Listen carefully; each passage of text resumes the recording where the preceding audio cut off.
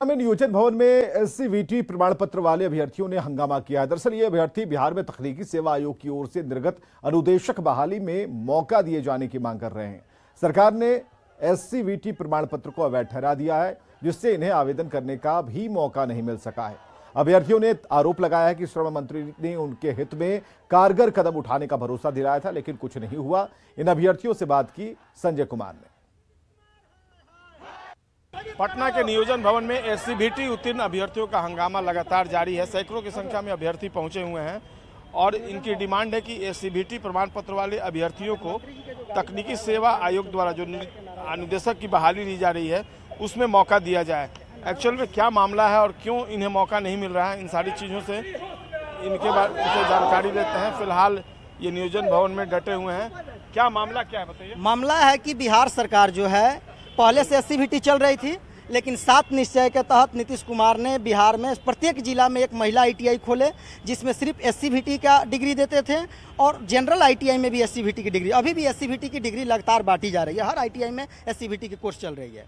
और जब बहाली बिहार में पहली बार अनुदेशक की बहाली आई तो एससीवीटी को सरकार ने रोक लगा दी, कहा तो एससीवीटी वैध नहीं है। तो फिर अगर सरकार अपनी ही डिग्री को अवैध मान रही है तो फिर अवैध डिग्री बांट क्यों रही है सरकार? क्या डिमांड है बताइए। डिमांड क्या है? हम लोग एससीवीटी से हैं, हम लोग फॉर्म नहीं भर पाए हैं, वही डिमांड है हम लोग को भी फॉर्म भरने का अनुमति दिया जाए। और संविदा में पिछले 10 साल से मौका दिया जाए। इसके पहले कभी हम लोग 14 साल से काम कर रहे हैं यहाँ, तो हम लोग को उसके बदले तो कुछ 14 साल से कर रहे हैं तो कुछ इसमें तो हम लोग को रिबेट भी तो मिलना चाहिए, प्रिविलेज मिलना चाहिए, जो नहीं मिल रहा है। जी नहीं, फॉर्म में नहीं भरने दिया। फॉर्म में नहीं भरने दे। रीना कुमारी। हम लोग एससीवीटी के स्टूडेंट हैं और एससीवीटी की मान्यता सभी जगह है, लेकिन हम लोग बिहार के भी स्टूडेंट होकर बिहार सरकार का जो बहाली है उसमें ही हम लोग फॉर्म नहीं भर सकते। ऐसा क्यों होता है हमारे लोग के साथ? हम लोग को ये एससीवीटी के छात्र जो हैं, जो एससीवीटी का सर्टिफिकेट है उसको रद्द कर दिया जाए और हम रद्द भी नहीं किया जाए, ना ही हम लोग को बिहार सरकार में भरा दिया जा रहा है। एससीवीटी का डिग्री लेके हम लोग सीटीआई के। मेरा नाम प्रियंका कुमारी है। अब आपने सुना एससीवीटी के जो पास आउट अभ्यर्थी हैं वो अपनी मांग को लेकर यहाँ पर डटे हुए हैं। श्रम मंत्री भी इनकी आवाज़ को सुन रहे हैं। चूँकि श्रम मंत्री अपने कार्यालय में मौजूद हैं, उनकी गाड़ी भी यहाँ पर लगी हुई है। देख सकते हैं तस्वीरों में श्रम मंत्री हैं और सुरेंद्र जी हैं और उनकी गाड़ी भी लगी हुई है। लेकिन फिलहाल जो अभ्यर्थी है ये डटे हुए। देखना होगा इनकी बात को किस तरीके से सरकार सुनती है और उनकी समस्या का किस तरीके से निदान होता है। लेकिन फिलहाल अपनी मांगों को लेकर ये श्रम भवन में लगातार डटे हुए हैं। कैमरा पर्सन सुबोध के साथ संजय कुमार, न्यूज़ 18 पटना।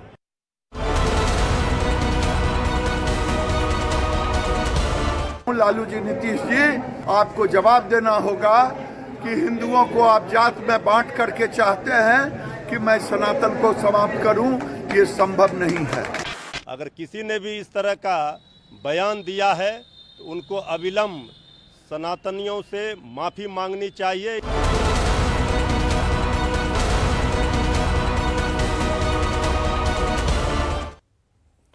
सनातन को लेकर तमिलनाडु के सीएम एमके स्टालिन के बेटे और मंत्री उदयनिधि स्टालिन के बयान पर सियासी बवाल थमने का नाम नहीं ले रहा।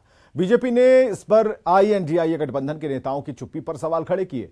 पार्टी सांसद रविशंकर प्रसाद ने उदयनिधि के बयान को सनातन का अपमान करार दिया और इन नेताओं से चुप्पी तोड़ने की मांग की। क्यों सोनिया गांधी खामोश है? क्यों राहुल गांधी खामोश है? क्यों खड़गे जी खामोश है? क्यों नीतीश कुमार खामोश है?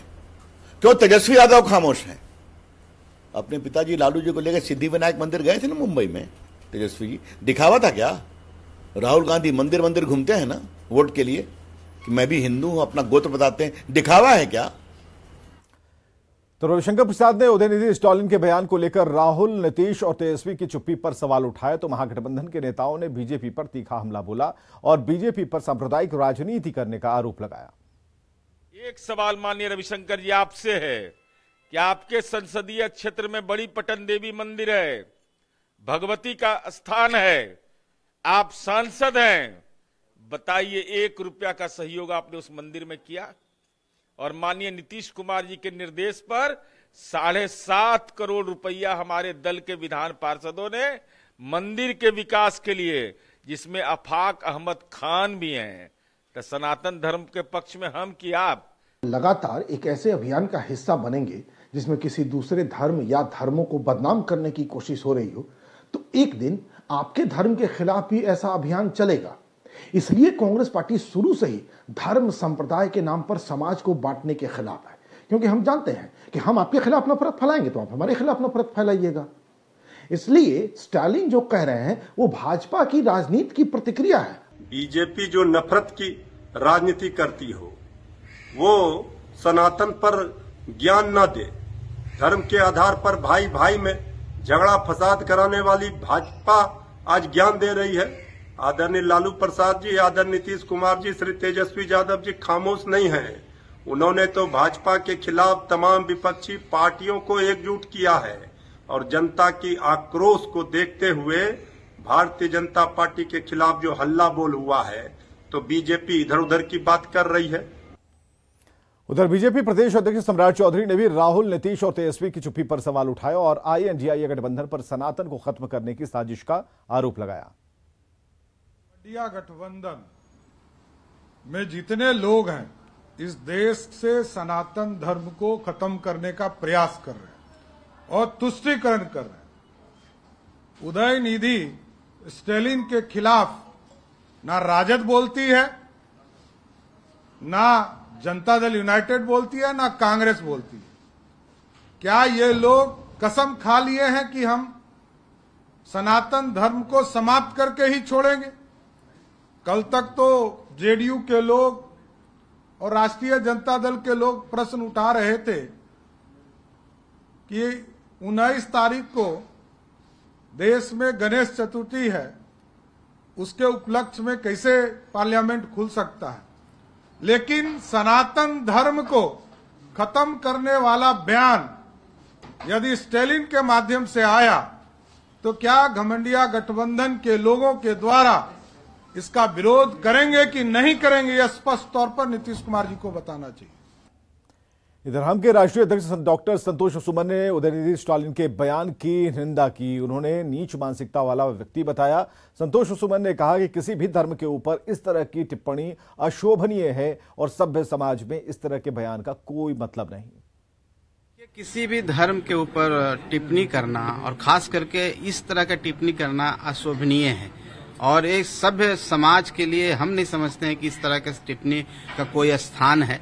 सबका सम्मान हम लोग करते हैं, किसी धर्म वाले लोग हैं, कोई धर्म के मानने वाले लोग हैं, लेकिन अगर हम उस धर्म को नहीं मानते हैं, मेरा विचार अलग है, इसका ये मतलब नहीं है कि इतना कड़ा हम विरोध करें। और इस तरह के लोग की मानसिकता बहुत ही खराब होती है और बहुत नीच मानसिकता के लोग होते हैं, हम समझते हैं। पटना हाईकोर्ट के अधिवक्ता और नेशन फर्स्ट डेमोक्रेटिक पार्टी के राष्ट्रीय अध्यक्ष डॉक्टर कौशलेंद्र नारायण ने उदयनिधि स्टालिन के खिलाफ सिविल कोर्ट में शिकायत दर्ज कराई है। अधिवक्ता ने बताया कि उदयनिधि स्टालिन की सनातन धर्म को लेकर दिए गए बयान को लेकर शिकायत दर्ज कराई गई है, क्योंकि उदयनिधि स्टालिन के बयान से देश में धार्मिक उन्माद और समाज में तनाव फैल सकता है। ये